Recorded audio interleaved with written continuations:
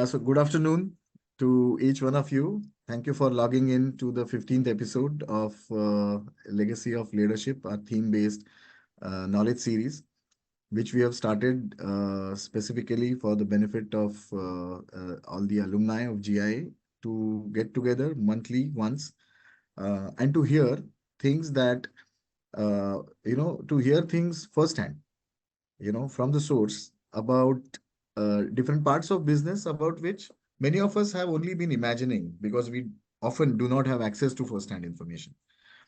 So, with that theme in mind, today we have our guest, Vishrut Sanghvi, who is also a GG from Carlsbad.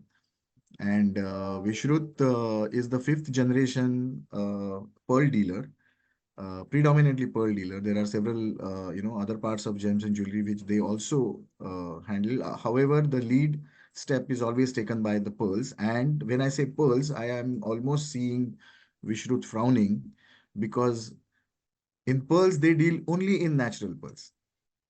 And this is one category which we all know, it has very little or almost no fresh supply, and it is only the legacy items which are getting circulated in the business. So to that extent, the business is very interesting, full of illusion as well as facts, and to strike the right balance in order to make sure that the price value equation meets.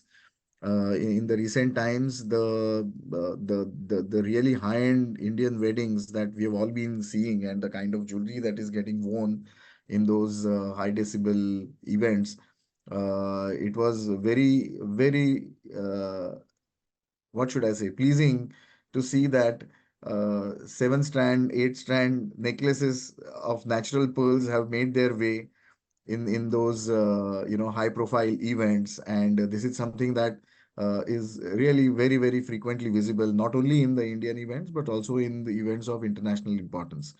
So one of the things that strikes when I was talking with Vishrut in the past, he had made a comment, and today I mean, I've already requested him that he's going to tell us a little bit. He's going to demystify the comment. The comment was that in any other business where the supply is guaranteed, you make money when you sell the items. And here is a category where the chances of you making money or you earning profit for your business, it exists as long as you keep buying. So, that is something which he'll explain to us what are the challenges and what should I say, the interesting developments that happen when you are trying to pursue this objective. This category is also particularly of relevance and importance to all of us who are actually going through a state of flux, especially the business of natural diamonds. Due to the advent of laboratory grown diamonds, there is some kind of a movement in that market. There are tectonic shifts which are taking place. And Vishrut, who is a fifth generation pearl dealer himself, like I mentioned before, has had the advantage of listening to very similar stories from his grandfather, from his father, parts of which he might have witnessed even in the last couple of decades, which is about uh, uh,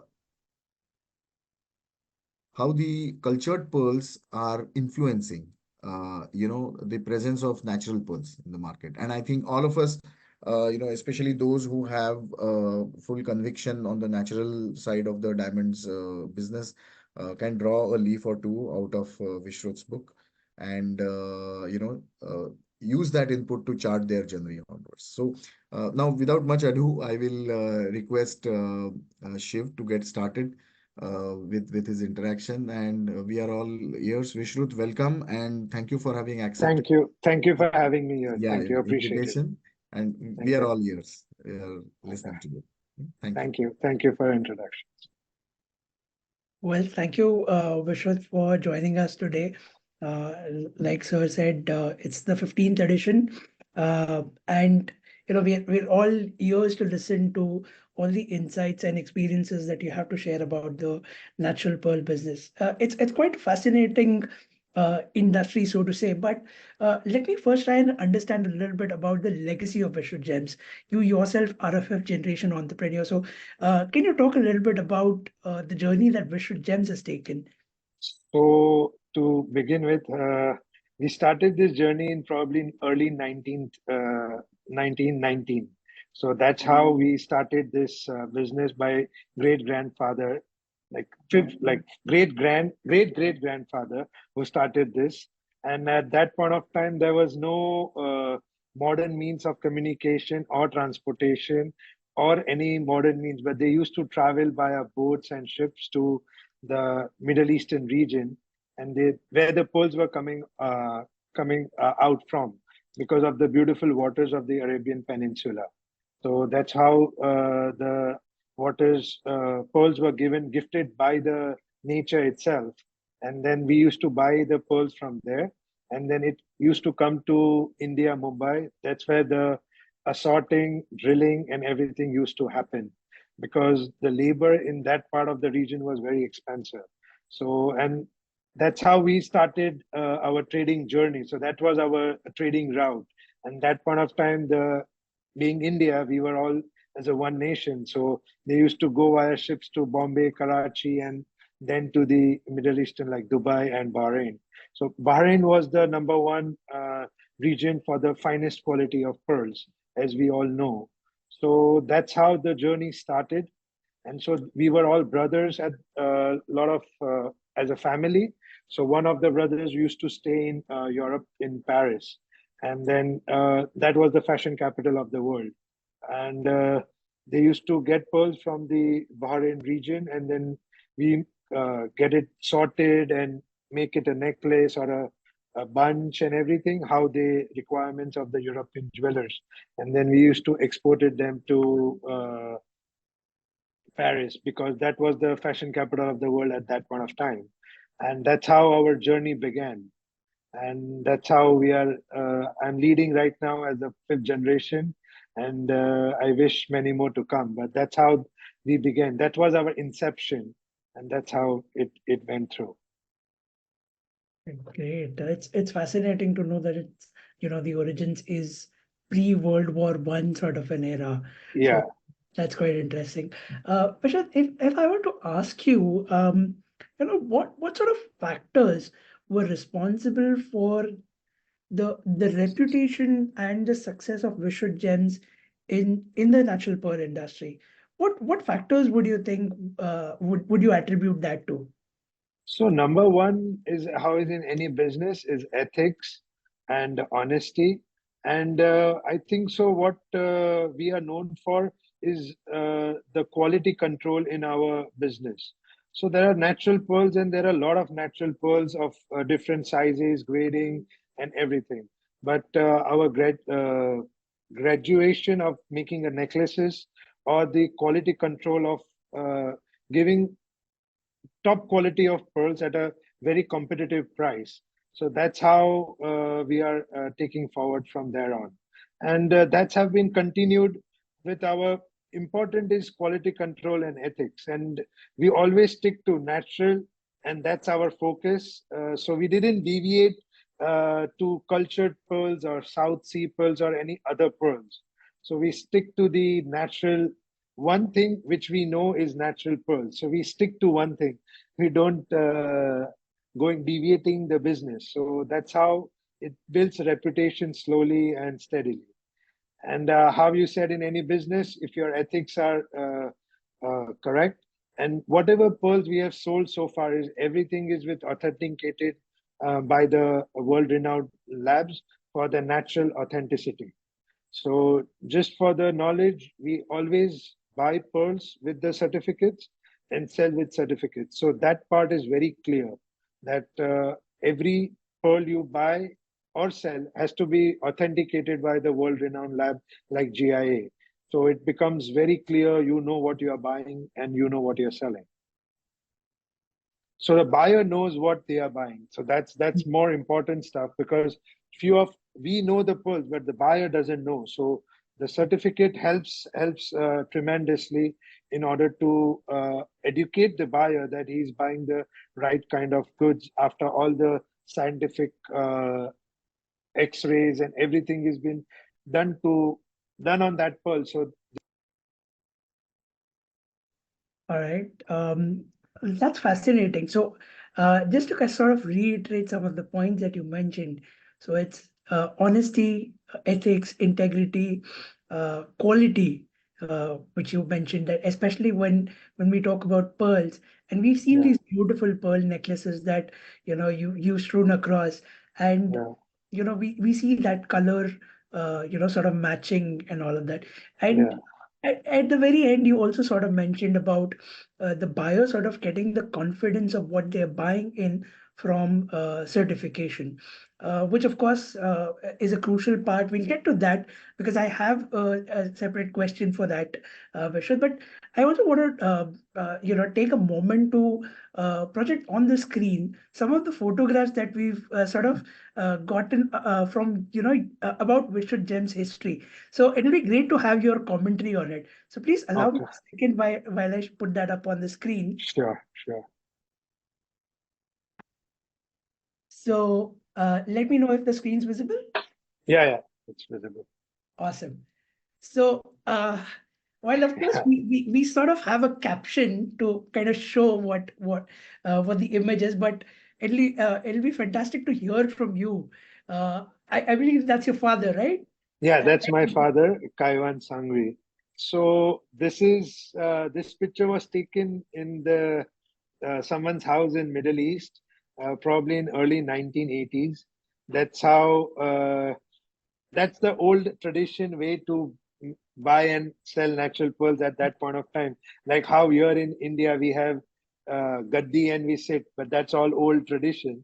So that how this was an old tradition in Middle Eastern region, and they were buying and like so they were trading in natural pearls. Look at the amount of quantity they have here, if you see, and this is the very interesting picture of my father and all these big pearl trade they are very huge pearl traders at that point of time, and they are all sitting naively on the ground and they are dealing their businesses. So pearl is very it's a business of simplicity, Mhm. and I must say the pearl is elegance and very subtle way to show what you have like enjoyed, rather than how I say the diamond is for flamboyance and the pearls, like be it natural pearls, they are for elegance. So it's known for elegance.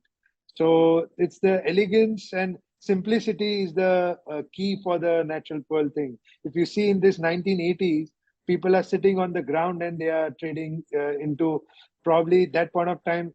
Now it's more than millions of dollars, but even that point of time, it was significant amount of money, which I can see here on the ground, honestly. That's fabulous. I mean, uh, when you talked about natural pearls and elegance and simplicity, I think it kind of also stems from the fact that there are these bunch of amazing people who have millions of dollars worth of goods on their hand, and they're just simply sitting on the floor and having a look at it. That's of course a picture tells a thousand words. Beautiful. So imagine they know what it's worth, but they are still sitting on ground and chatting away and doing business. So Beautiful. just understand the simplicity of that point of time, Very and true. that tells more about the pearls, that it's very simple joy of nature, which no one it's wild oyster. It's coming from a wild oyster.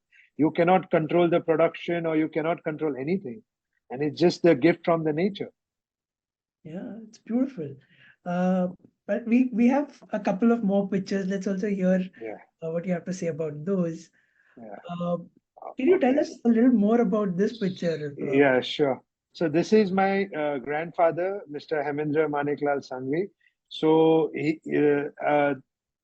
this is from a Royal Highness visit to India, Mhm. and this is picture taken probably in 1960s or 65, and That time, the Royal Highness had visited Zaveri Bazaar and to know more about the pearls and to trade more about the natural pearls. So just to give an audience the chance to know why Middle East is the natural pearl, why they prefer natural pearl, or it's like how in our Indian culture we have a gold whenever in the weddings or the things, big occasions, the gold is given to the friends and families as a gifting.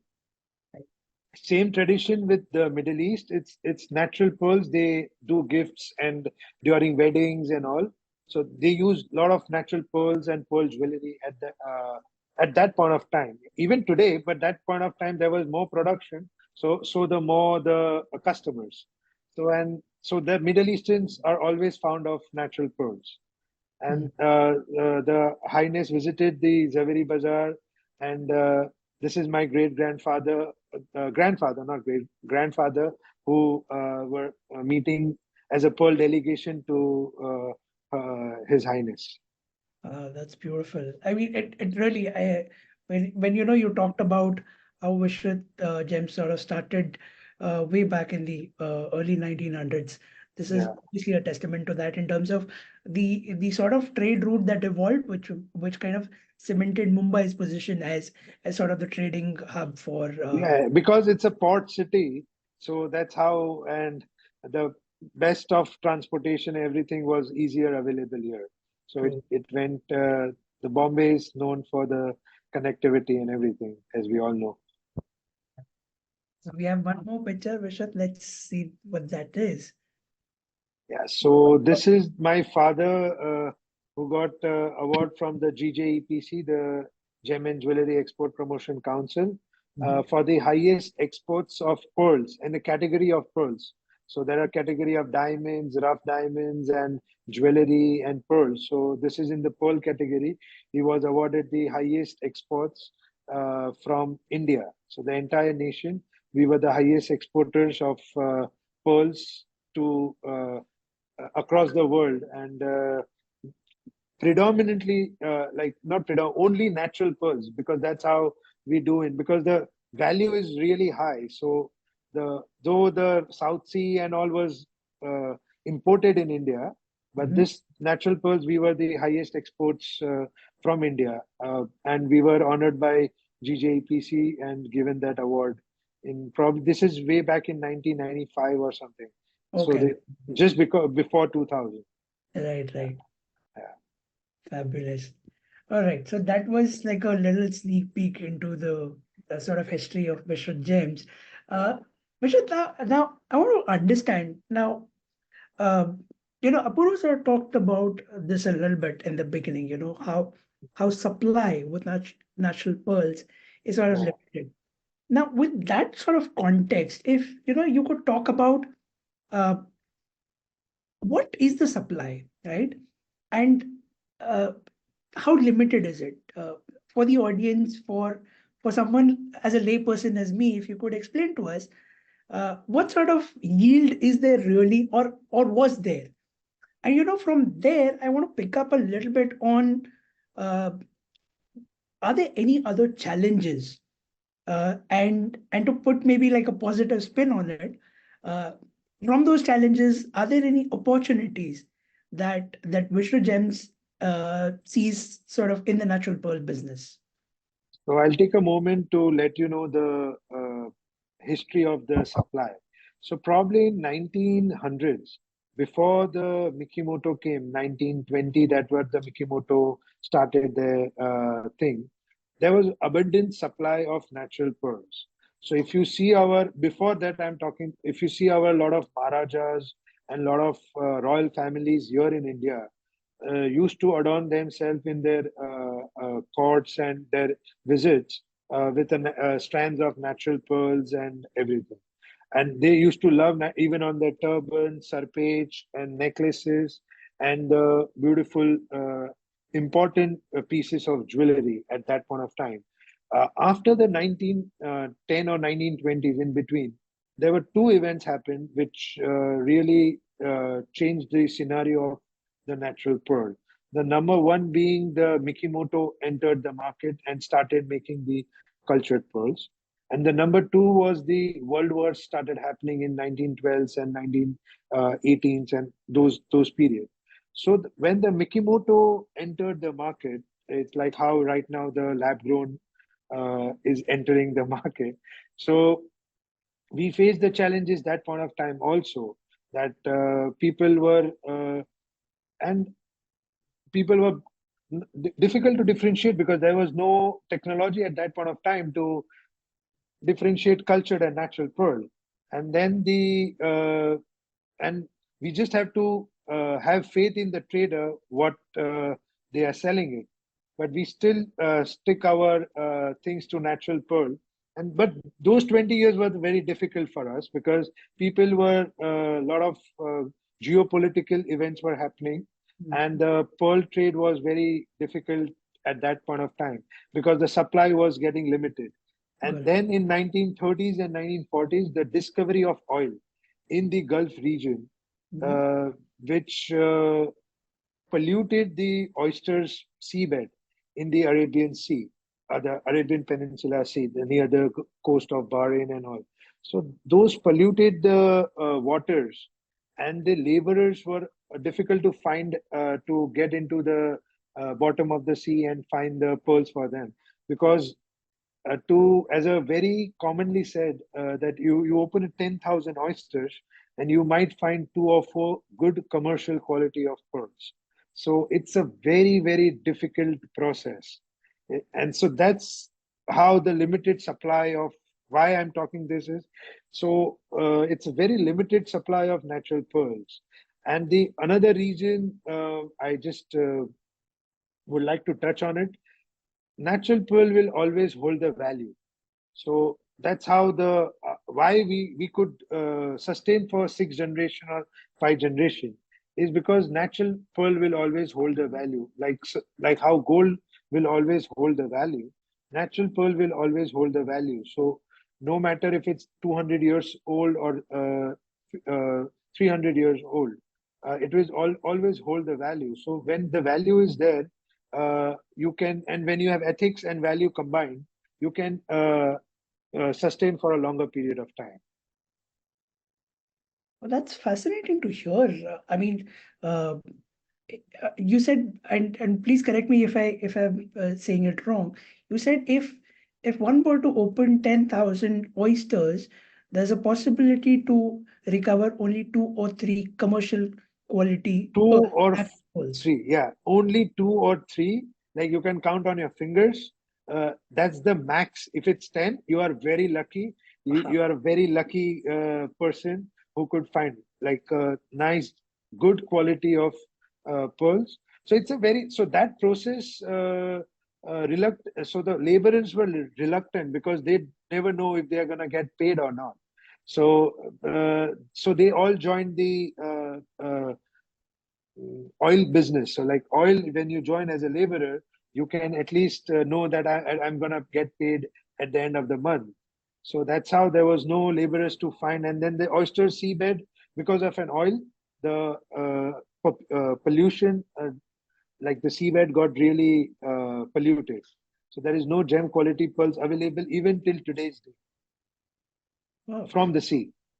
Got it, got it. So, if I were to understand this right, Vishrut, at this point of time, there is extremely limited supply, or should I say there is no supply in terms of new sort of oysters being, In I don't know. terms of new production, there is 0.0001%, which that's so I cannot take orders, or no pearl dealer can take orders that I want this or I want that.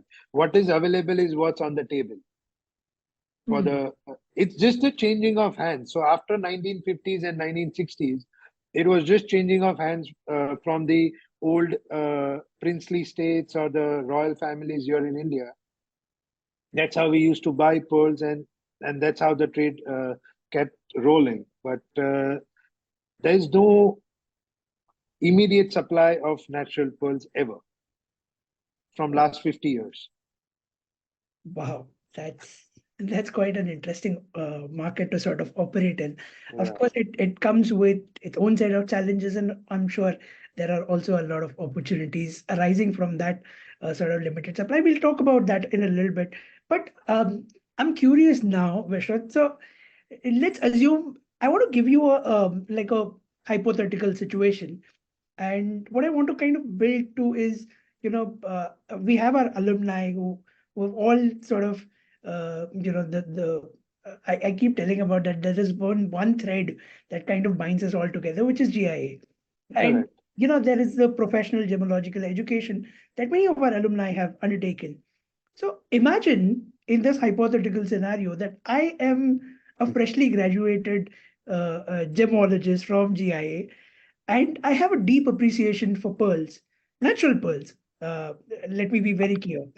And uh, I listen to you and I see, okay, supply is not there, so to say. But if I'm interested in this business and I want to build out, let's say, a sort of B2C brand, catering to domestic as well as export markets. The question, Vishwat, is one, can I do that? And what sort of opportunity, what sort of market would really be there? So, two things here. There is always an opportunity because the demand of natural pearl will always be there, and it is still strong enough, even though the prices of other commodities or diamonds or something are becoming soft or dipping. But the natural pearls or the color stones are fine things. The prices are always there, and they are going to appreciate in value over the time. So there are a lot of opportunities available, like because in the client side, because a lot of customers are willing to buy natural pearls. That's number one. Now the question is of the supply chain, like how do you get the things at the right price at the right thing? So that's a most tricky way because I like to shed light to how Apurva sir said earlier, is like how we make money is the day when we buy the pearls and not the day when we sell the pearls. Because without buying a natural pearl, we are not going to make money. And there is no current supply of continuous supply is not there. So you have to wait and someone comes through the door and say, I want to sell it. Then we have to just prune that opportunity and buy it. Otherwise, that goes somewhere else. And to prepare a necklace, it takes a lot of efforts because you have to match the color, match the sizes, match the overtone, pinkish, whitish, creamish, and then you can make the necklace. So then you can complete the necklace. So there are a lot of rejection pearls and a lot of efforts to make a necklace really well. Uh, Quite interesting question. So, as a follow-up question to that, with some sort of limited supply, do you have customers who come in and tell you, listen, I have an X budget. Uh, Yeah. can you prepare something in this budget? And also imagine a situation, and I'm sure you would love this. Uh, let's say there is another sort of clientele which tells you that, listen, I have no budget. I just want the best that you can put together. Uh, Question number one for you is, which sort of a client would you like to deal with better? I mean, which would you prefer? And question No, number two, I'll prefer both the clients. As long as they are client, I will prefer both the clients. fabulous, fabulous, of course. And the follow-up question is, uh, understanding that there are two different set of requirements, sort of limited by the budget, of course, that the client has, but also limited by the supply. My question to you is, how do you put this together? How much time does it take, uh, on an average, to kind of, let's say, put together a three-strand pearl necklace, natural pearl necklace together? It takes a lot of time to put the three strands or five strands of natural pearl necklace because we have to keep collecting. So how we say is we are buying for 360 days and we are selling for 5 days in a year because that sells our entire stock sometimes because you have to keep collecting, right? So you cannot expect this. Pearl business is a very patient business. It doesn't happen overnight or like it's not a quick business. It's a very patient business which is there. and you have to keep collecting. But when you there has to be a passion for it. That's number one. And then there is a when you create a necklace and it looks fantastic, there are always a customers who are willing to pay the price or the premium or the thing, because they know there is no replacement to the natural thing. And the way we that's how the quality control works. So when you make something spectacular or something important or beautiful, even if it's a small thing, it's not nothing is about budget. It's about the customer should like what you make. So that's how it sells stuff. Absolutely. Yeah. And I think from what I gather is one, of course, passion and patience kind of, Yeah. make that amazing sort of combination for anyone to, be in this business. But what I also understand, Vishwat, is, that confidence that you have in the product, in the category. But you mentioned that these are so extremely rare products, and uh, buyers generally have an understanding and a deep appreciation of what they're buying into. So I think that's fabulous, and that's why there are top dollars being paid for extremely rare natural pearls. Uh, you know, Absolutely. uh, at this moment, I want to take a moment and stop asking you some questions, because what I've done, Vishwat, for you is, there's some amazing sort of natural pearls that have been auctioned in the recent history. And I want to take a Okay. moment and sort of talk to you a little bit about that. So just give me Definitely. a minute. I will share my screen, and let's get talking a little bit about that. Oh wow. All Okay. right. So the first one, of course, is from the Marie Antoinette's set. Yeah. There's Yeah. pearl and a diamond pendant and the pearl necklace. What can you Yeah. tell us about this, Vishal? So this pearl is a huge pearl, and it's around 30 or 40 carats single piece. This is extremely rare, number one. Uh, Number two, this was in the national Queen's Treasury from 1800s, Oh, and this was auctioned probably by Sotheby's in 2018 or 16. mm, And there was a client who paid 36.2 million US dollars for a single saltwater natural pearl. So just imagine, use your calculator and just imagine how much this uh, single pearl pendant is worth. It's 36 million US dollars for a single piece of natural pearl. that's quite a lot.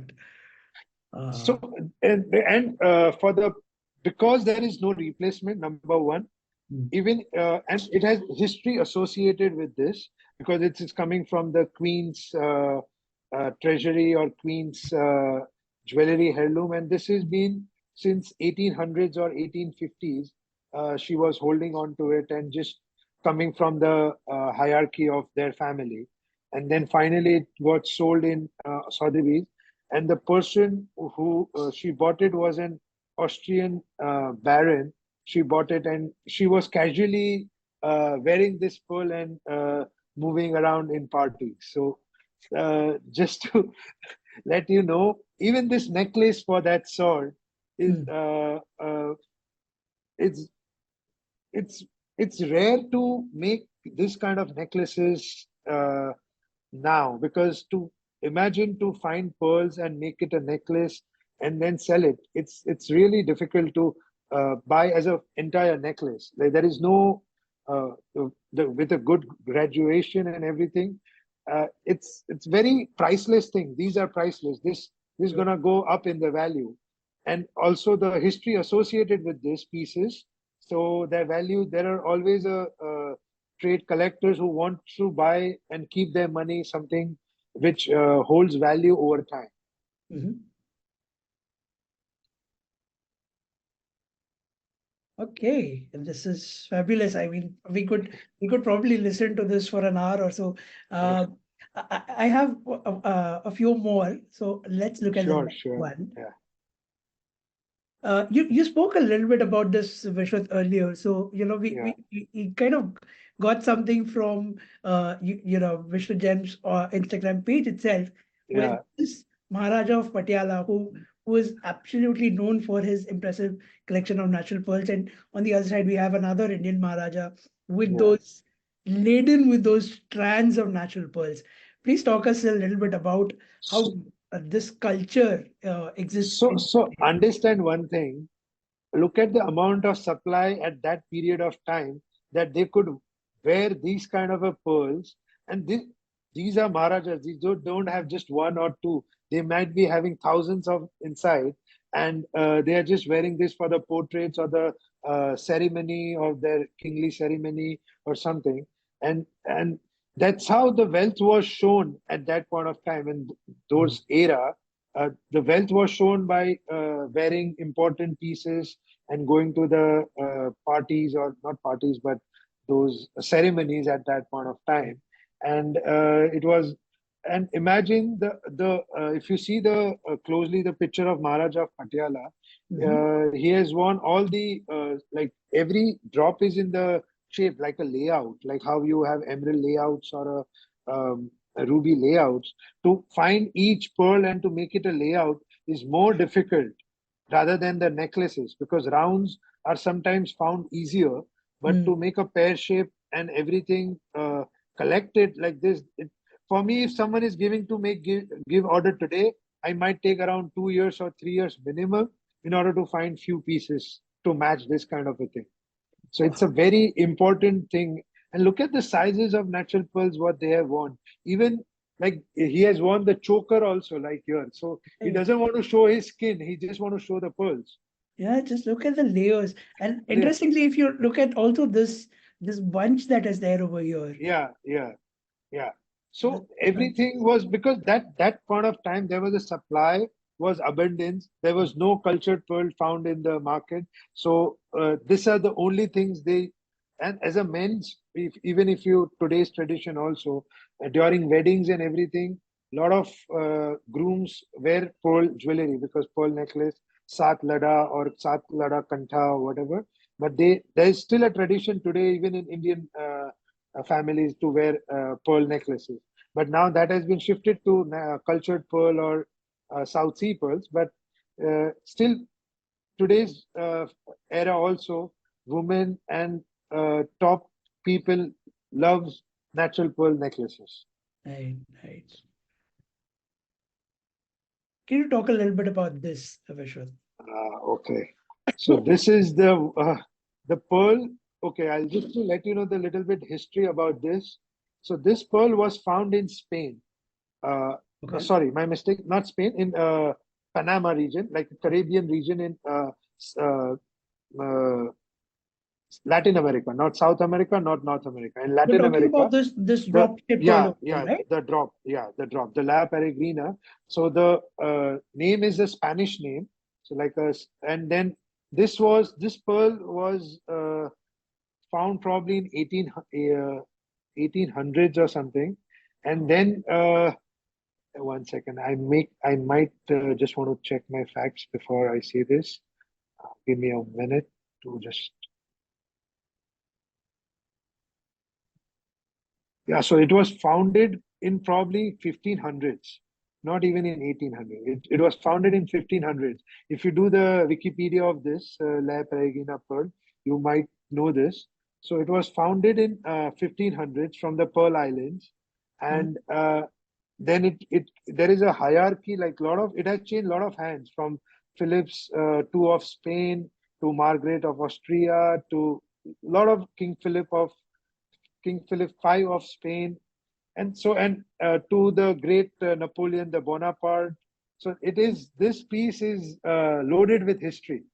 This piece is Wow. loaded with history, and then finally it was with Elizabeth Taylor, and this was auctioned in Christie's when she sold her entire jewelry trousseau, and it was sold for 11.8 million. There is no replacement to this. So it's one in the entire world, One of and a you kind. cannot. Yeah, it's there is no replacement. And imagine the joy and the feeling of the person who wears this. Just imagine for 2 minutes Ah, that you have worn this necklace or your wife has worn this necklace, and imagine the joy that no one has this kind of a thing in an entire world. So it's priceless. These are treasures. It's never gonna come by easier again. Don't look at the prices here, hmm, because prices, I feel that's cheap. This 11.8 million is also a very reasonable price with their history. So even the big pearls, like even if you see in the necklace, those all big pearl are 13 millimeter, 12 millimeter. Yeah, those yeah, pearls. Yeah, the and the smallest is 9. mm, Smallest is 9. probably So around imagine, yeah, probably around here. So imagine these big pearls, and to put it into the one necklace is maybe, if it's a lifetime of work. It's lifetime of work. truly must be, truly must Yeah. be fabulous. Talk about this. So this I is believe this also has an Indian connection, right? yeah, this is our Indian heritage. It's from the princely state of Baroda. This is a very famous Baroda necklace. I believe the original Baroda necklace was of 7 lines, and they have just sold, or this is just sold for 2 lines. I don't know where rest of 5 lines are, but these were auctioned with Christie's for $7.1 million. This is way back in 2006 or 7, and Wow. now the prices have for these kind of a pieces, history associated, the Mm, quality of pearls and the sizes of pearls, uh, it's it's very difficult. Just to give you an idea and understanding, mhm, uh, there is a written there is something is written in the Cartier book, that it is very easier to find 100 carat the flawless diamonds round. I mhm. repeat myself again. It is very easier to find an 100 carat D flawless diamonds, but to find a 14 millimeter or 16 millimeter round natural pearl is very rare. It's Wow. written in the book of Cartier, and it's very true to today's also. Like, it's very extremely difficult to find a gem quality 15 millimeter, 16 millimeter natural pearl round. Mm, Uh, and this necklace has if I believe, it's a 16 millimeter center. So the center pearl is a this, 16 millimeter. Yeah. So, oof, yeah, and that's also these are treasures, and it's never replaceable. true, And true. so that's what I'm coming back to the current demand. So people who has wealth and who has money, they want to put their money into something like natural pearls, or Burmese rubies, or Colombian emeralds, because that's gonna appreciate with the time. The Mm, value appreciates with the time. And some, even now today, with the pink and blue diamonds, they yeah, try to put their money. So the diamond, fancy color diamonds are more important also. So, and which appreciates with the value right, right. at the Yeah, time. as you had mentioned, that Yeah, the value stays yeah, for the. I'm sure you mentioned that this was originally like a seven-strand necklace. yeah. I'm sure the rest of the five is also going to make its way through to you in some shape or form. Maybe Hopefully, sooner or hopefully, later. I'm eager. I'm eager to buy them.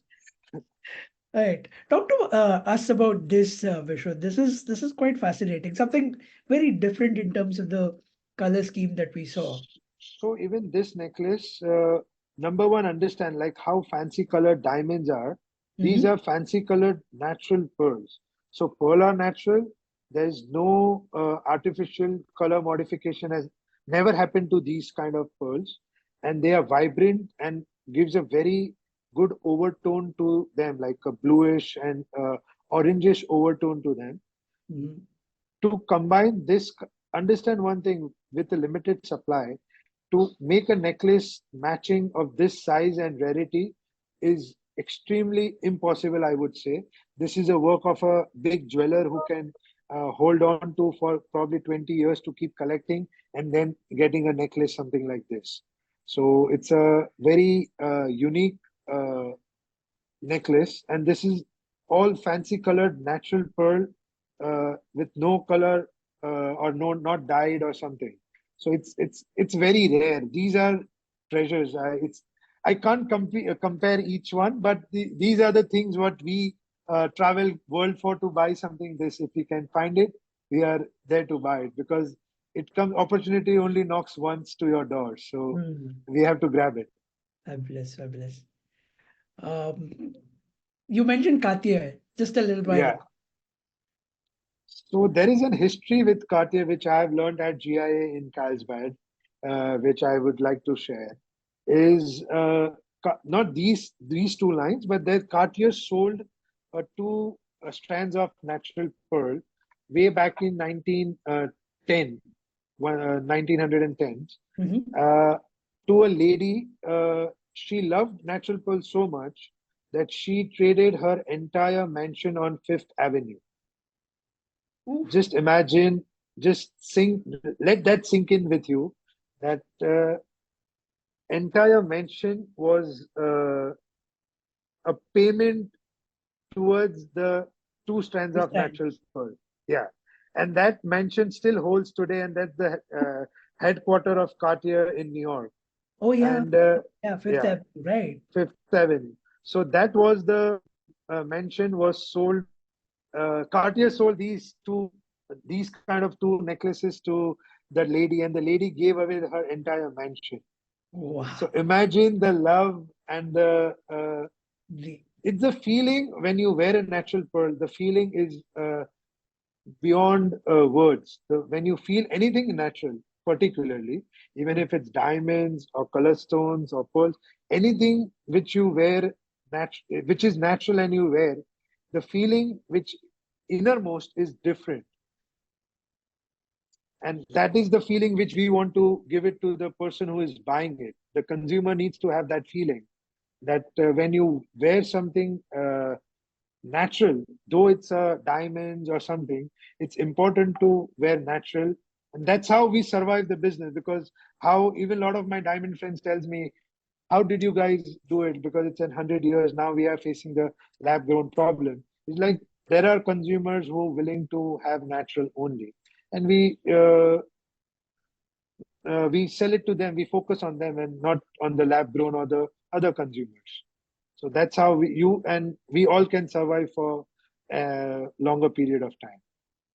that's fascinating, the point that you bring up, Vishnu, because I wanted to talk to you about cultured pearls market, and if any sort of opportunity exists over there. But I also want to understand, you touched upon it a little bit, but if you can elaborate a little bit, uh, why and how did Vishrut Gems make that call that that's not the market that we want to be in. No, I couldn't get. That's not the market, so I That's couldn't not get the your market question. that you want to be in, which is the cultured pearls market. I'm sure there is potential, there is a sizable market opportunity over there. Yeah, there is a market for cultured pearl or farm pearls, or there are probably 5, 10 very regular like South Sea cultured Akoya, then Tahitian and Biwako and Chinese freshwater. Those are the five which are currently moving in the market. But that's not. We want to stick like that's in your perspective. Those are all natural. Sorry, cultured diamonds. So these are not natural things. We want to stick to our natural thing. We cannot combine two stuff. We are known for natural. We want to be known for natural only. And uh, and there is as a religious point of view also, there is each pearl is farmed. So there are oysters are there who Mhm. are getting killed because of when they remove the pearls from there. So every time a living being is killed because you are removing the pearls from there. So we refrain from those kind of businesses. So it's better we stick to natural pearl and with what is we are known for. Oh, that's an interesting point of view. Thank you, Yeah, Vishal, for yeah, elaborating on that. And of course, you obviously mentioned that natural pearls tend to have the longer sort of value over a yeah, period of time. yeah. That's certainly there. Vishal, I also want to talk to you about certification. Now that's an aspect that you spoke very early on. Now, if you can elaborate a little bit on the process of obtaining these certificates, the identifying reports, how complex or how simple it is for a layperson like me. I know our audience is far more learned, but for a layperson, if you can talk about how simple or complex the process of identifying whether it's a natural pearl, whether it's natural salt water, whether it's a cultured pearl, or even for that matter, even if it's an imitation, and what sort of technologies currently exist to help us do that? So, honestly, it is for a layman, it is very difficult to differentiate between cultured and natural pearl. So, for a layman, the only thing is certification from a renowned lab like GIA here in India, or a few of labs in globally, which are known to because each pearl needs to go through an X-ray. Then there is a lot of other tests which happens to the pearls. Understand one thing: the natural pearl is a luxurious product. It is an expensive product, like how you buy a car or buy a land or building or something. It has to come with a paperwork. This pearl necklace or pearl jewelry, particularly natural saltwater pearl, has to come with a correct paperwork, because without paperwork, uh, there are chances of meeting with an accident. Not today, but after a few years or something. So better to have all the paperwork correctly done to whatever you are buying or selling. So we prefer to give each client a certification from the lab of their choice. We, as a businessman, I tell like we prefer GIA, but we give this option to all our clients that the lab you trust, we will give that certification that each pearl are natural saltwater pearl. So any lab would take a piece. Each pearl has been X-rayed for their authentication for the natural pearl thing, and then only we sell it, or then only we buy it. So it's not a layman's job to identify natural or cultured. It is the lab's job to identify that this is natural and cultured, because a lot of times if you make a mistake, it will cost you a fortune, because with an advanced technology, there is an X-ray tomography which happens to the important pearls, and a lot of other labs started doing age dating of the pearls. So if you tell me that this is how do you say, uh, it's an how old is this pearl? So then there is a lab in the world will tell you that this looks 100 years, 200-year old pearl. So that kind of technology has been achieved, but without certification, you should not buy or sell natural pearls. I love the analogy that you gave about proper documentation.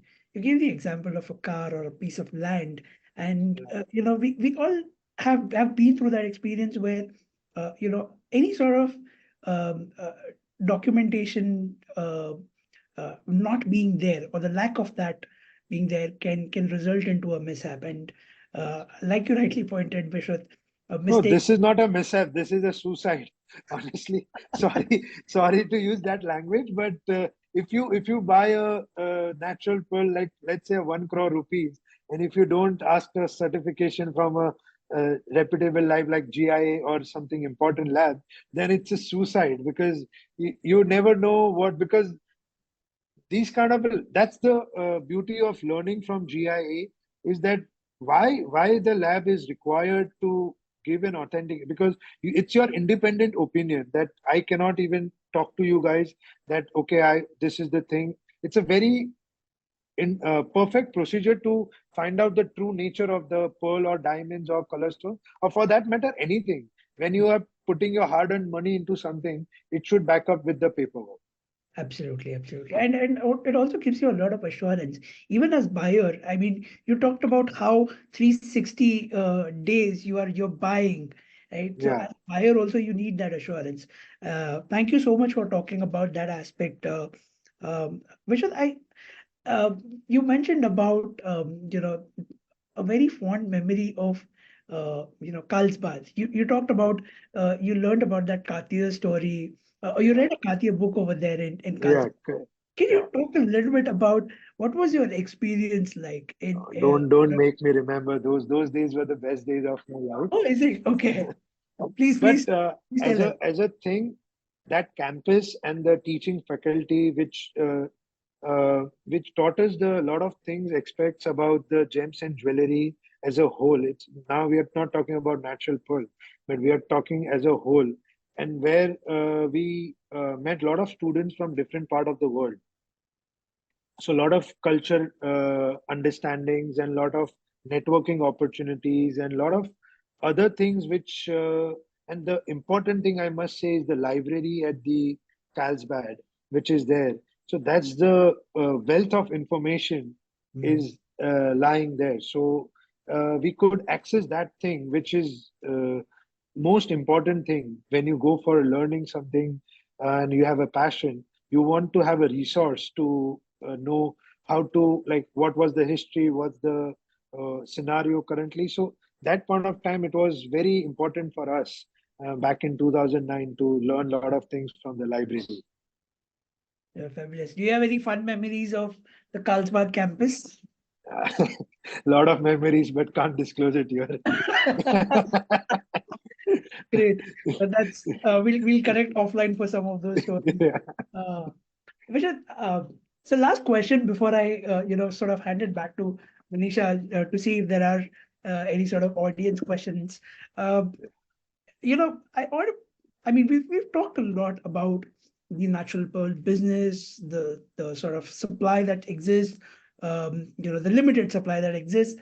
So in the future, how do you envision this role to sort of exist for natural pearls, especially in the global jewelry market, where we hear stories about with diamonds, we hear stories about this new sort of category which is laboratory grown diamonds.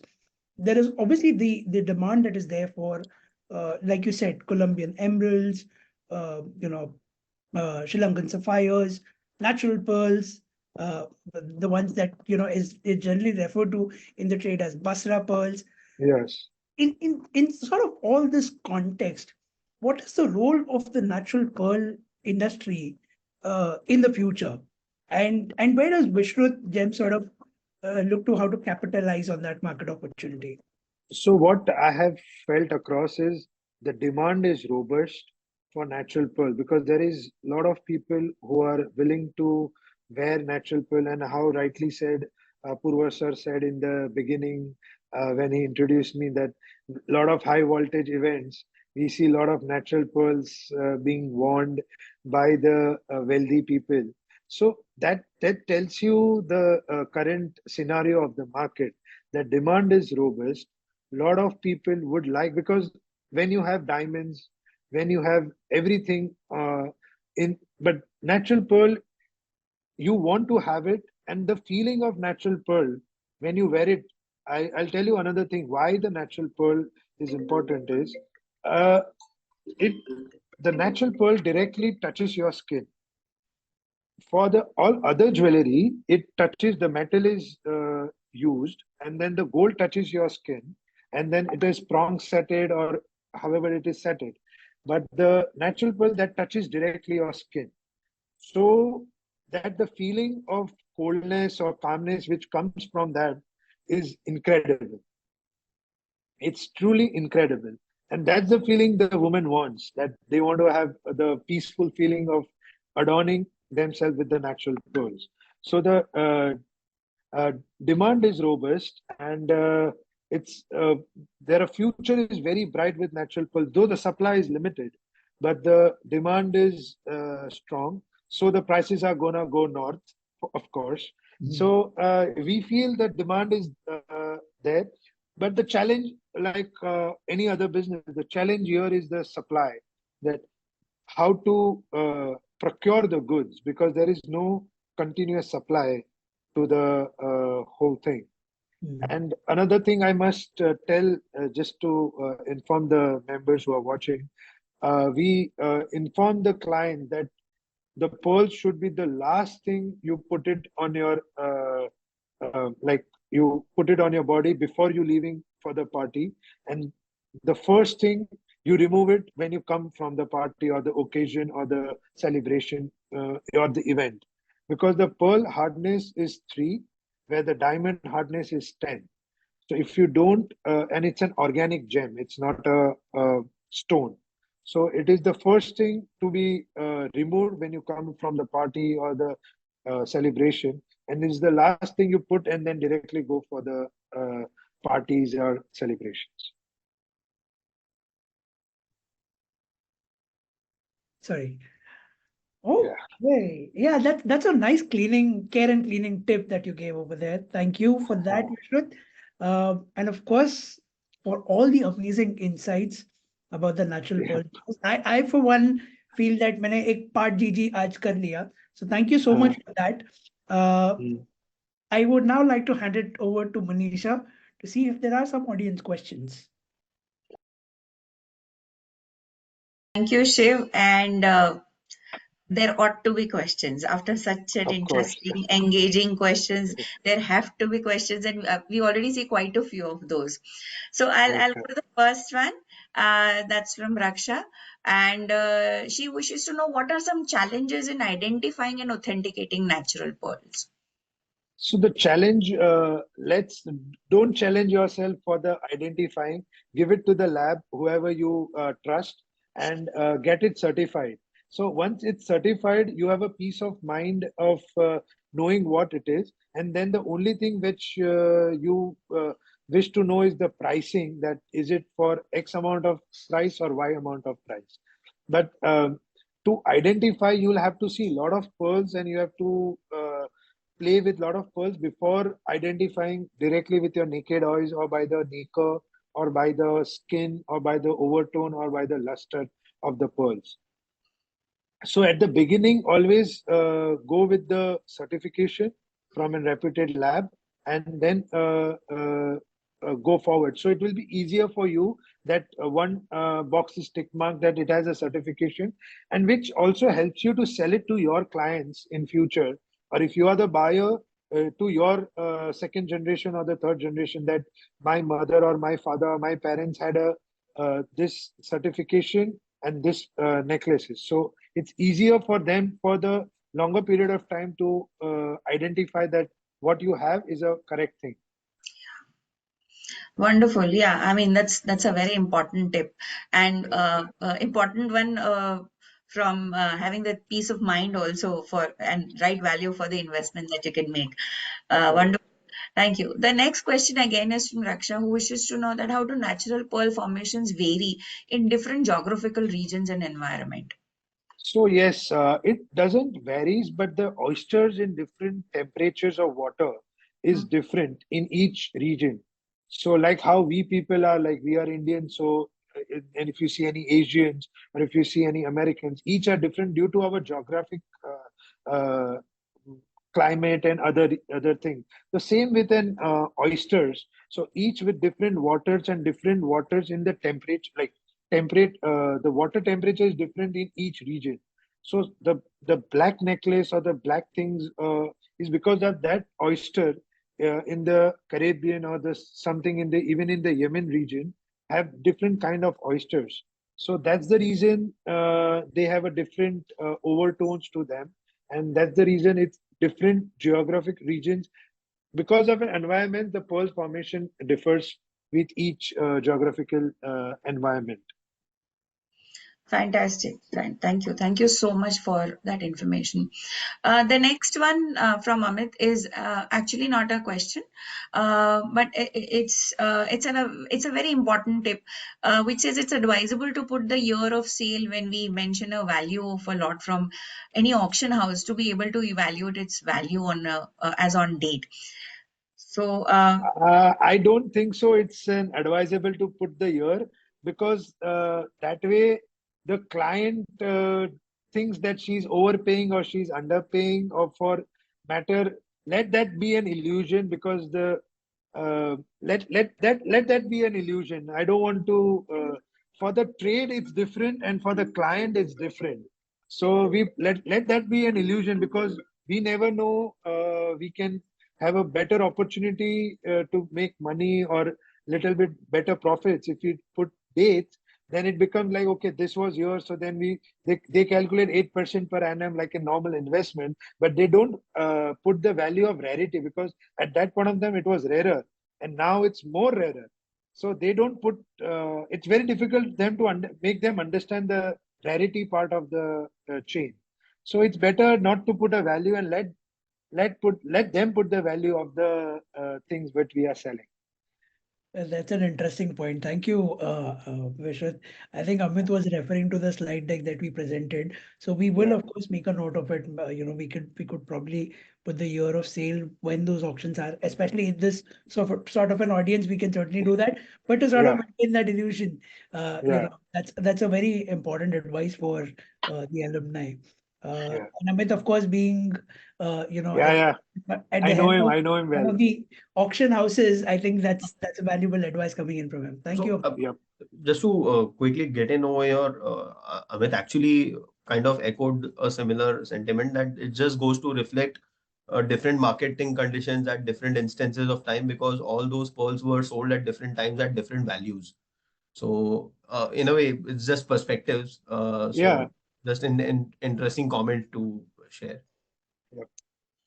True. And I think it all means, just to add to the rarity factor of the pearls, most Yeah. importantly. Yeah. Most important is rare, and things it's not gonna come back again. So let's say if someone Mm. buys it again, let's say I have money today, I'm ready to pay X amount of money, but I want an Elizabeth Taylor's necklace. Even though I have money, it's very difficult to make a client understand willingness to sell it, because they are gonna part their waste with lot of, each piece has lot of emotion attached to them as well. So that emotion, no money can buy. That's the reason. Absolutely. And such a deep thought. Emotions no money can buy. Very, very Yeah. heavy statement, but very true also. Uh, I'll move on to the next question again from Raksha. What are the most sought after natural pearl variety, and what factors contribute to the pricing or desirability of natural pearls? So the most sort of natural pearl variety is the, how we call it in trade, is a Basra pearls. So that's the most sort of across the world, like a Pinctada radiata species. That's the species. That's a little advanced thing, but the Basra pearls, what we call it, is is the most sought after across the world. Even, and the what was the other question? One second. And the, what And factors contribute to the pricing? The yeah. pricing is number one is the, like the matching, the roundness, the luster, and the fineness of the pearl. So the, and the size also, yes. So like how four C's of cut, like in diamond, this is luster, and then the shape, then the whiter to be more pricier, creamy color, like how in the diamond, like D is the most priciest and the K color is the cheapest. But again, understand one thing here is whatever the customer loves is the D color for us as a trader, because there is no continuous supply. So let's say you buy something and then we say the customer wants this or that, because there is no supply. This is what it is available on the table, and that's the reason we never take in orders, and we never commit to a customer that we will give you at this price, because it's very difficult to ascertain that do we get the pearls. You've gone on mute, I guess. Hello. Yeah, now. Yeah, better. Yeah. Yeah, now we can hear you. Yeah. So, just to add, even GIA has these 7 value factors of pearls, the one that you were talking about, Vishrutji. Yeah. So, yeah, those are the factors that we consider when we have to assess a value. Of course, apart from the emotional value of it and the rarity factor of it, these are the parameters that kind of have been set out. Yeah. Great. Thank you so much for that. The next question is from Mr. Ganeshan, who has this question that with the natural pearls business situation being extremely challenging, how do you keep inspiring the generations to get into this business? And has your family diversified into any allied businesses over time to keep the interest in generations? So very correct, apt question. So natural pearls situation is challenging because on the supply side, but for the sales, it is very easier to sell it because there are a lot of robust demands for the natural pearl necklaces or the earrings or the any part if it has natural pearl, yes, it you can sell it easily. Number two is yes, we have diversified into more important stones like Burma rubies and Colombian emeralds, and to make natural pearl jewelry. But our predominantly it's only natural saltwater pearls only. We don't want to give any other businesses a chance because we are happy with our businesses. So yes, the interest keeps on going is because it's a challenge every time because every time there is a new customer and every time there is a new buyer. So that's the challenge. And fun part is we have to travel all over the world in order to buy and sell natural pearls. So that's how the interest keeps in the family because we do a lot of trade shows around the world. And a lot of people from, let's say, someone from US tells us we want to sell. So then we'll have to fly and have a look at it because understand this pearl you cannot buy it on the videos and on the pictures or on the certificates. You have to feel it and you have to see it in your own hands before you buy it. So that's the reason its interest is there, and of course I hope it continues for another generation as well. Absolutely. We hope the same. And yes, we understand a lot of perks to stay put in this business. So we of course all of us wish you all the best for all to continue and grow even further. Thank you. The next question is from Raksha again. Since we are selling in India, this is the biggest question I get asked. Are natural pearls a good investment product? Is it easy to liquidate, or would you call it a collector's gem? So it is a collector's gem, number one. It is easy to liquidate. Yes, it's not like not like a gold or not like a diamond that you can liquidate within a few days or few like in a week or 15 days. But if you wait, then there is an appreciation of the pearls, of course. And as a Vishrut Gems, when we sell a product, we always tell a customer that if you want to sell it again, we are the first buyers to buy it from you guys because we would like to buy it again because how I said it earlier, supply is a challenge also. So it's better to buy it again and then resell it again also. So that's the it's a challenge, but understand one thing, even for the clients to we have to make them understand, even if they buy a diamond or anything, any luxury product, it devalues. So like when you buy a car, you have paid 100 rupees, but it not immediately you are not gonna get more money. It takes time to appreciate the value. It's not And like a gold. It's not like a gold. yeah, so not for fast money for sure. And I think the gains are higher if someone is really ready to wait Yeah, wait. and get the Like, right value. Correct. Yeah. like Vishrut said, I think patience is the key, of course. That's Correct. the only thing. Patience is the whole business has to be patient. Otherwise, and it's very difficult for survival. Thank you. Thank you so much. And the next question is from Karan, who wishes to know which is the most remarkable pearl color according to you, and any recommendations on pearl literature. So the remarkable pearl color is always white or a pinkish overtone with a white with a pinkish overtone. So that's the most remarkable pearl color. But as I have been into this business, I have understood that a lot of clients has a different view on this because it goes through your skin tone. So the Europeans prefer whitish overtone. Indians prefer creamish or little darker color overtone. So like a golder color overtones, because our skin tone is different. We wear it mostly on our saris or something like that.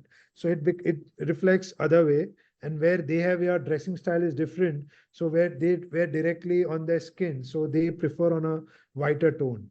But like how in diamonds is, the more the whiter, the more the expensive, and then it goes down as per the pricing is concerned. Yes.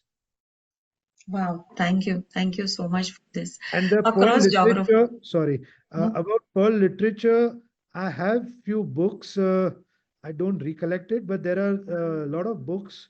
The Pearl, and I don't know the name, but I might give it to Shiv Prasad ji, and then he can just give it to you. I'll have few names which I have read a lot of literature from them. Sure, sure. Thank you so much, Vishrutji.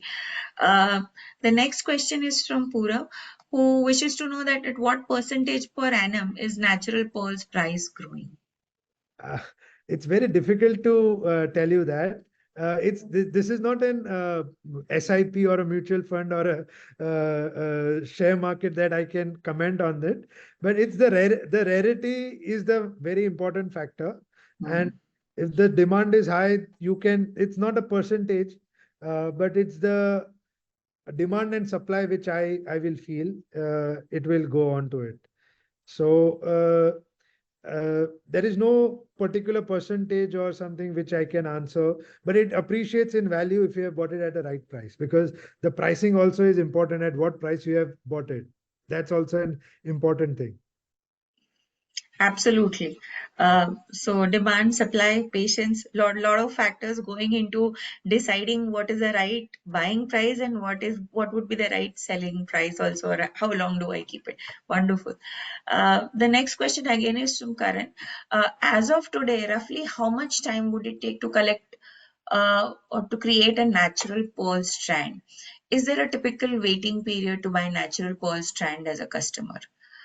No, if you there is no typical waiting period for it. We have a lot of stock for the natural pearls. So and we are flexible to be in the budget and to be like, let's say you want 5 rows, 7 rows, 3 rows, 9 rows. We have the stock that we can give you according to your budget and according to your specification.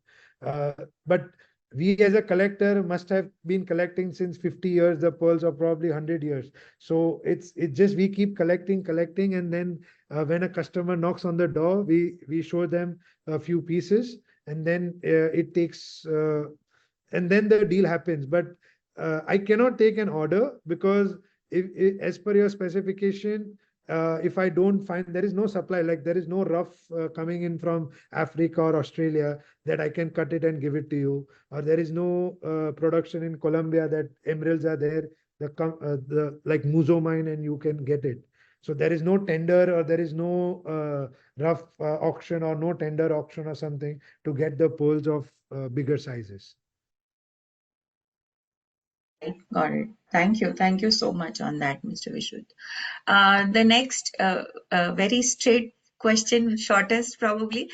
Ivory versus pearls. What's your take on that? So ivory is not, my knowledge is not great in with ivory, but ivory is a banned product. Number one, you cannot export, or you cannot. It has a CITES on it, so you cannot do anything with them. And in order to get ivory, you have to kill the animal, like elephant, to get things done. With natural pearls, there is no more killing happening, because whatever has happened is happened almost 100 years ago. Now it's just changing of hands from one family to other, or from one person to another one. So that is the only thing which is currently happening with the natural pearl, because there is no supply from the sea waters of the natural pearl. So if that is your question, this is it. But to liking and appreciating it, I have no knowledge about ivory. So I'm afraid I will not be able to answer that question. Sure. I'm sure Viral has got an insight into that. Thank you so much, Vishrutji. So these are the questions from our alumni who are attending the session. If any more questions from Shiv, Arjun, anybody, or else, I would like to give a word of thanks to Vishrutji. All my questions were organically addressed. Thank you so much. Thank you. Appreciate it. Thank you. Thank you. I had my questions already You had a lot of them. You had a lot of questions, so now no more from you, for sure. And you came well prepared for it, Shiv. So you got your share. Great. So thank you so much, Vishwaji, and not to miss out on that, a glimpse of a future alumni just behind your back, a future alumnus. I could see him on the screen. So we look forward to having him at GIA. Definitely. He has to do it. Before Yeah. he enters, he has to go through this process and then only he can enter it. Yes. So Fantastic. So here I would like to take this opportunity. This was an amazing session, wonderful.